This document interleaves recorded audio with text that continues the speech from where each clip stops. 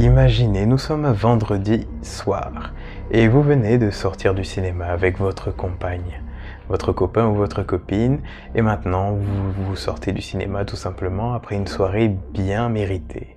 Mais vous ne voulez pas rentrer tout de suite, alors vous décidez d'aller dans un champ, dans un lieu éloigné, loin des regards, à l'abri de tout soupçon et vous décidez de faire vos petites affaires à l'abri le soir. Mais il y a quelque chose d'étrange. Pendant que vous profitez de votre instant en solo, vous entendez votre radio de voiture qui grésille et vous entendez des pas. Quelqu'un s'approche de vous. Il y a une silhouette menaçante qui s'approche de votre voiture. Cela représente un homme assez grand avec un masque sur la tête, tel une taie d'oreiller avec 2 trous pour représenter des yeux. Vous ne comprenez pas, vous demandez ce que cette personne vous veut et elle finit par vous dire ceci. Je ne veux pas te tuer, alors tu devrais faire exactement ce que je te dis. Bordel. Si vous voulez comprendre la suite de cette histoire, alors entrez avec moi dans la maison des killers.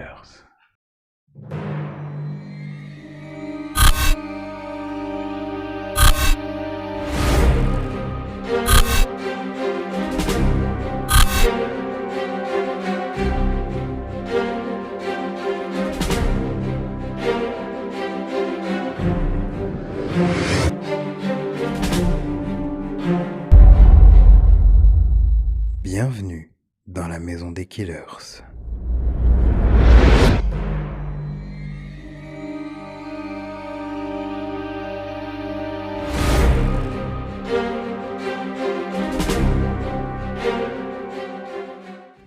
Bonjour à tous, j'espère que vous allez bien. Aujourd'hui, si je me tiens devant vous, c'est pour vous parler de l'histoire d'un tueur en série non identifié qui a sévi en Amérique en 1946 dans une ville appelée Texarkana qui se situe entre le Texas et l'Arkansas. Alors, ce tueur était appelé le Phantom Killer, tout simplement le tueur fantôme, et il est non identifié. Alors j'aurai besoin de vous à la fin de cette vidéo pour me donner votre avis sur qui il pourrait être. Alors on ne va pas perdre plus de temps que ça, et on va commencer tout de suite l'histoire. L'histoire d'aujourd'hui débute en 1946 en Amérique, qui vient à peine de sortir de la guerre. Pour poser un peu de contexte, les soldats reviennent du front. Le pays respire à nouveau. L'économie redémarre, la radio est partout, la télévision commence timidement à apparaître dans les foyers des grandes villes. On parle déjà de la guerre froide, mais pour l'instant, on préfère parler d'avenir. Les gens rêvent de maisons avec jardin, de réfrigérateurs, de sécurité tout simplement. Et à Texarkana, petite ville posée entre le Texas et l'Arkansas, tout semble trop calme, beaucoup trop calme. C'est une ville frontière, coupée en deux. D'un côté, le comté de Bowie au Texas, et de l'autre, Miller, qui est de l'Arkansas. 2 États, une même communauté. Les habitants s'y connaissent, s'y croisent et s'y marient. La nuit, les jeunes sortent. On va au cinéma, on mange un morceau et souvent, on termine la soirée à l'écart, garé dans un coin sombre, sur ce qu'on appelle ici une Lover's Lane, qui est une route isolée, bordée d'arbres, loin des regards indiscrets. En gros, c'est tout simplement ce qu'on appelle une route dédiée aux amoureux. C'est là, dans cet entre-deux flou, entre ville et campagne, entre innocence et insouciance, que l'horreur va commencer à se glisser. L'horreur va commencer à se glisser dans la ville, tout simplement parce qu'à partir de février 1946, il y aura une première attaque du tueur. Nous sommes le vendredi 22 février 1946. Il est minuit quand Jimmy Hollis, âgé de 25 ans, gare sa voiture sur une route isolée à la sortie de Texarkana, du côté du Texas. À ses côtés, il y a Marie-Jeanne Larrey, 19 ans, qui est sa petite amie. Ils sortent d'un cinéma et c'est leur rendez-vous du soir. Comme tant d'autres, ils se garent sur une portion calme, à environ 90 mètres des dernières maisons de la ville, là où se trouve aujourd'hui le Central Mall. Il fait noir. La ville s'éloigne. Le seul son, c'est le tic-tac du moteur qui refroidit. 10 minutes passent, puis soudain, une lumière surgit à hauteur de vitre. Une silhouette, un homme. Il est là, dans le noir, et il porte un masque blanc, un tissu épais, taillé grossièrement avec 2 trous coupés pour ses yeux. Dans sa main, il a une lampe torche braquée droit sur Jimmy. Jimmy baisse la vitre et surpris, il dit « Je crois que vous vous trompez de personne. » L'homme lui répond alors calmement « Je ne veux pas te tuer, mon gars, alors fais ce que je te dis. » La tension monte d'un cran. Le couple est sommé de sortir de la voiture et Jimmy obéit. L'homme lui ordonne d'enlever son foutu pantalon. Jimmy le retire lentement, pensant à un simple vol, mais ce n'est pas un voleur. L'homme le frappe violemment à la tête, 1 fois, 2 fois, avec une arme à feu. Le bruit est assourdissant, au point que Marie croit que Jimmy vient d'être abattu. Mais non, ce qu'elle entend, c'est le bruit sourd du crâne qui se fracasse. Terrifiée et pensant à un cambriolage, elle sort le portefeuille de Jimmy, montre à l'agresseur qu'il n'y a rien à prendre. Mais l'homme ne veut pas d'argent. Il la frappe à son tour, violemment, avec un objet contondant. Puis, il lui ordonne de courir. Marie s'élance, d'abord vers un fossé, mais il lui crie de reprendre la route. Et elle s'exécute, pieds nus, confuse et en sang. À quelques mètres, elle voit une vieille voiture arrêtée au bord de la route. Elle s'en approche, espérant trouver quelqu'un, mais elle est vide. Elle se retourne et il est là, devant elle. Il demande froidement « Pourquoi tu cours ?» Elle lui répond alors tremblante et un peu confuse « Parce que vous me l'avez dit. » Il lui crache à la figure. « Menteuse !» lui dit-elle. Puis, il la pousse au sol et l'agresse sexuellement avec le canon de son arme. Quand il s'éloigne enfin, Marie parvient à se relever.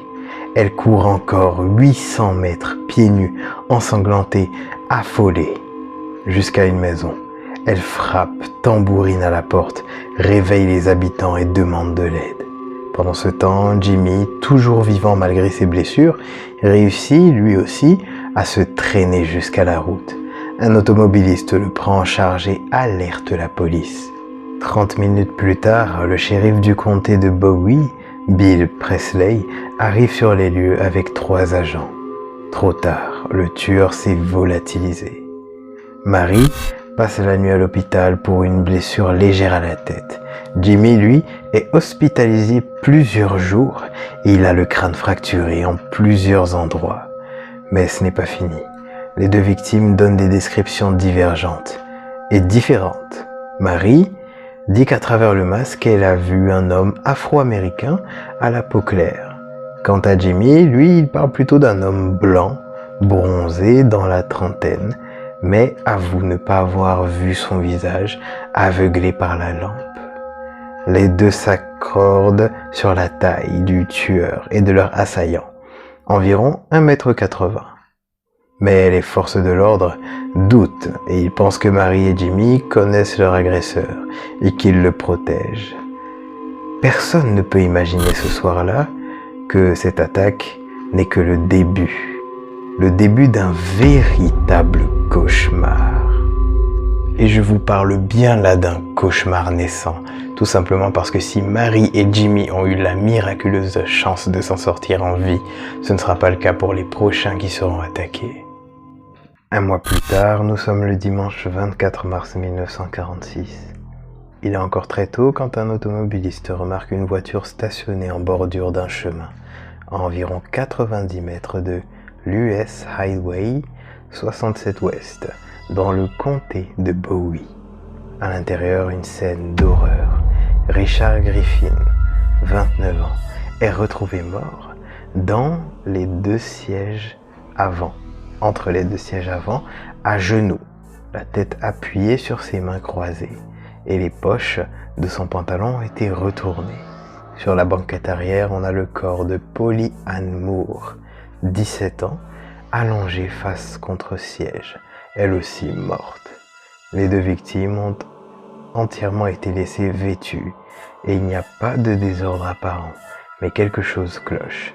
Une large flaque de sang à l'extérieur de la voiture laisse penser que les corps ont été déplacés. La scène est étrange et presque comme une mise en scène. Une couverture ensanglantée est retrouvée non loin de la voiture. On pense qu'ils ont été exécutés dehors, avant d'être replacés dans la voiture de telle façon. Richard a été touché par 2 balles, tirées alors qu'il se trouvait à l'intérieur du véhicule. Une balle dans la nuque. Et même chose pour Polly. À proximité, les enquêteurs retrouvent une douille de calibre 32. Elle semble avoir été éjectée d'un pistolet semi-automatique, sans doute enveloppée dans une couverture pour étouffer le bruit. Il n'y a pas de signe évident d'agression sexuelle, même si des rumeurs circulent en ville sur le fait qu'il y ait eu une agression sexuelle. Mais aucun rapport d'autopsie ne mentionne une analyse médicale poussée. À cette époque, dans cette région, ce genre d'examen n'est pas systématique. Ce matin-là, Texarkana ne le sait pas encore, mais le fantôme vient de faire ses premières victimes. Très bien. Maintenant, il y a Richard et Polly qui sont décédés. Donc du coup, on est déjà sur un double meurtre. On continue. On repasse à quasiment 1 mois après le premier double meurtre, dans la nuit du samedi 13 au dimanche 14 avril 1946. On a Paul Martin, 16 ans, qui vient chercher Betty Jo Booker, 15 ans, à la sortie de son concert. Elle vient de jouer avec son groupe au VFW Club, au coin de West 4th Street et Oak Street à Texarkana. Il est environ 1h30 du matin et ils montent tous les deux en voiture et partent. Le lendemain matin à 6h, le corps de Paul Martin est découvert. Il gît sur le côté gauche de North Park Road. Il a été abattu de 4 balles. Une dans le nez, une dans les côtes, tirée dans le dos, une dans la main droite et une dernière dans la nuque. Du sang est retrouvé à l'autre côté de la route, près d'une clôture. Il a probablement été poursuivi ou déplacé après avoir été touché. Betty, quant à elle, reste introuvable pendant plusieurs heures et c'est finalement vers 11h30 qu'une équipe de recherche découvre son corps à 3,2 km de celui de Paul. Elle est allongée sur le dos, derrière un arbre, entièrement vêtue, et sa main droite est glissée dans la poche de son manteau boutonné. Elle a été tuée par 2 balles, une dans la poitrine et une autre en plein visage. Le calibre est le même que celui utilisé dans le double meurtre précédent, un Colt automatique de 32 mm. La voiture de Paul Martin, elle, est retrouvée à environ 4,8 km du corps de Betty Jo et à 2,5 km de celui de Paul. Elle est stationnée à l'extérieur du parc de Spring Lake, les clés toujours sur le contact. Les autorités ne savent pas qui a été attaqué en premier. Les examens des corps suggèrent une lutte violente. Le Texas Ranger Manuel T. Gonzalez et le shérif Presley concluent que les 2 jeunes se sont battus, ont tenté de fuir, mais ils n'ont eu aucune chance. L'ami de Paul, Tom Albritton, déclare que Martin n'avait aucun ennemi et qu'aucune dispute n'était envisageable entre les 2 victimes. Rien ne justifie une telle violence. Sauf si elle vient d'un homme qui cherche à tuer, encore et encore. Bon, vous venez d'entendre maintenant le récit du second double meurtre attribué officiellement au Phantom Killer. Là, ce que je vais faire, c'est vous raconter le tout dernier meurtre qui lui est directement attribué, et ensuite on aura la chance de potentiellement se demander, mais franchement, qui est ce tueur en série ? Bon, il y a quelques pistes que je vais vous présenter par la suite, et donc je vous conseille de rester ici si vous voulez savoir. Et à la fin, vous me donnerez votre avis en commentaire. Nous sommes le vendredi 3 mai 1946, peu avant 21 h. Virgil Starks, 37 ans, est assis dans son fauteuil, dans le salon de sa ferme, situé à environ 16 km au nord-est de Texarkana, en bordure de l'autoroute 67 Est. Il lit le journal calme, à la lumière d'une lampe. Sa femme, Cathy, 36 ans, est dans une pièce voisine. Puis soudain, 2 coups de feu éclatent. Les projectiles traversent une fenêtre fermée, touchent Virgile à la nuque. Cathy entend le bruit de verre brisé. Elle accourt, elle voit Virgile se lever puis s'effondrer instantanément, sans un mot, sur sa chaise. Il est déjà mort. Instinctivement, elle fonce vers le téléphone, à manivelle et compose le numéro de la police. Elle fait sonner 2 fois. Et c'est à ce moment-là qu'elle est aussi prise pour cible. 2 autres balles traversent la même fenêtre, cette fois en direction de son visage, et elle tombe. Mais elle ne s'écroule pas. En sang, aveuglée par son propre sang, elle tente d'aller chercher un pistolet, mais elle ne voit plus rien. Son propre sang l'empêche d'ouvrir les yeux. Elle entend alors du bruit à l'arrière de la maison. Le tueur est en train d'essayer d'entrer. Plus de temps à perdre, elle se lève, traverse la maison, passe la porte d'entrée. Pieds nus, blessée, elle court, traverse la route et se dirige vers la maison de sa sœur. Personne n'y est, alors elle continue jusqu'à chez son voisin, Ave Prater. En arrivant, elle parvient à articuler. « Virgile est mort !» Puis, elle s'effondre. Par terre, tire un coup de feu en l'air pour alerter d'autres voisins. 4 jours plus tard, elle confirme une chose.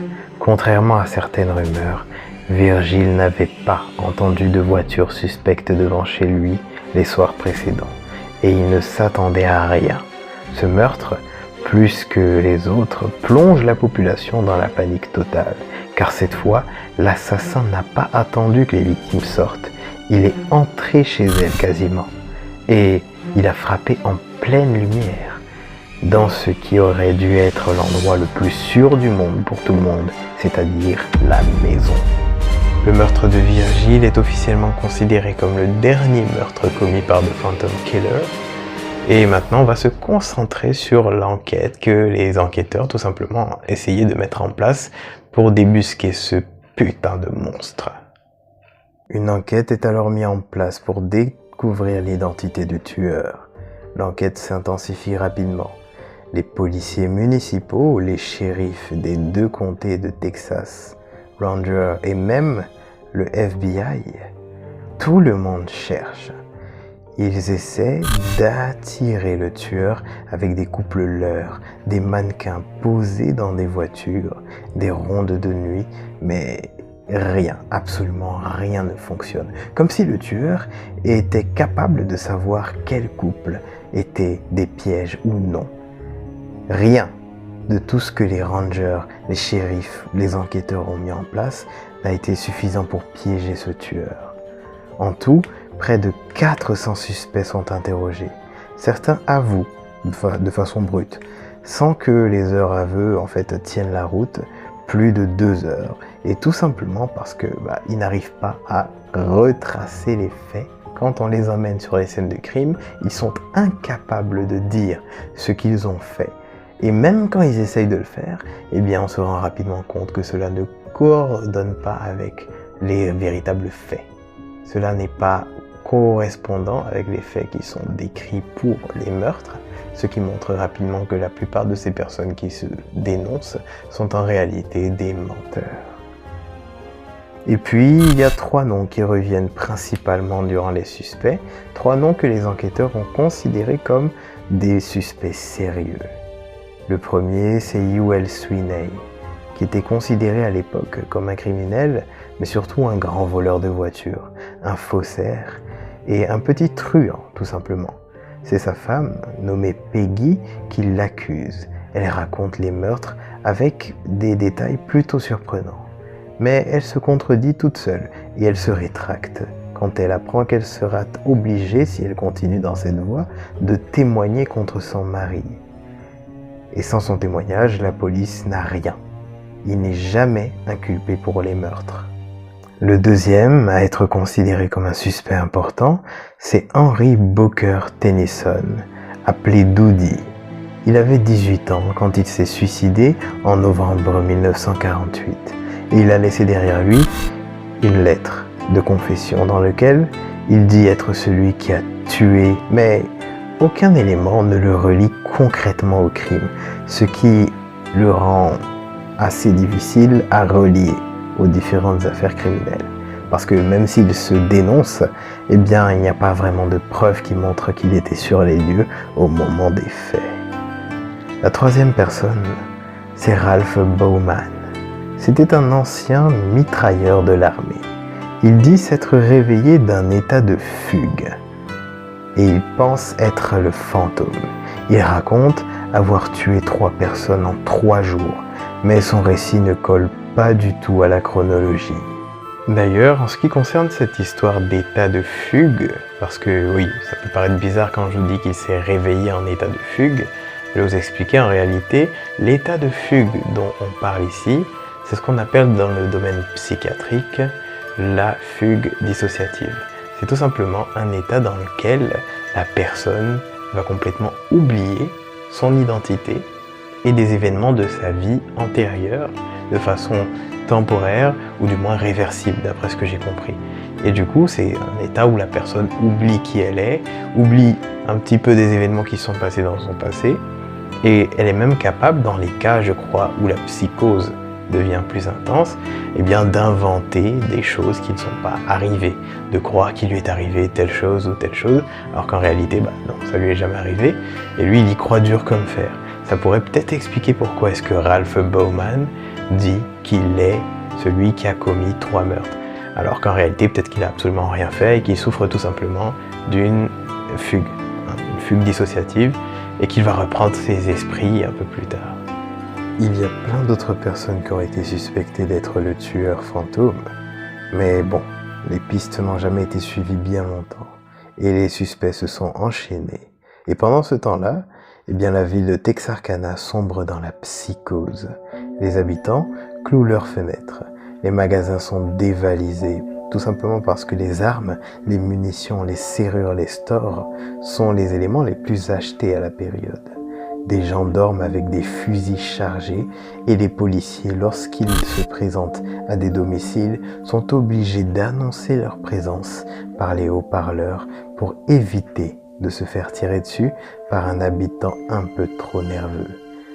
Vous l'aurez donc compris, mais les enquêtes vont se poursuivre, s'enchaîner, les suspects vont se suivre, mais le tueur ne sera jamais officiellement identifié ou coincé. On l'appelle le tueur fantôme, parce qu'il est invisible, parce qu'il frappe la nuit, parce qu'il disparaît sans jamais être vu. Et après le 3 mai 1946, il ne frappera plus jamais. Si cette vidéo vous a plu, je vous invite à liker, vous abonner et à mettre un commentaire pour me donner vos appréciations. Je sais à quel point ce genre d'histoire peut être frustrant, tout simplement parce qu'on n'a pas le fin mot de l'histoire. Ou plutôt, le fin mot de cette histoire, c'est que le tueur s'en est sorti plutôt pas mal. Il a réussi à tuer 5 personnes et il n'a pas été arrêté du tout. Maintenant, à vous de me donner votre avis en commentaire. Pensez-vous que l'un des 3 suspect que je vous ai cité est le tueur? Si c'est le cas, dites-moi pourquoi. Et si vous pensez que c'est un autre des suspects, parce que je ne les ai pas tous mentionnés ici, il y en a sur les réseaux, essayez d'aller voir sur Wikipédia, il y a plein de listes de suspects là, que vous pouvez consulter, et vous pouvez lire un petit peu les descriptions qui sont faites, et vous me dites pourquoi est-ce que vous pensez que ce sont eux les tueurs, ou bien si c'est lui le tueur, vous me dites pourquoi en fait. Voilà, tout simplement. J'espère que cette vidéo vous a plu. Si c'est le cas, écoutez, suivez toutes les règles, abonnez-vous, likez, commentez. Commentez surtout si vous avez un tueur à l'esprit que vous souhaiterez voir dans une prochaine vidéo. Et moi, je vais vous dire à la prochaine. Et ne tardez pas trop à revenir dans la maison des killers.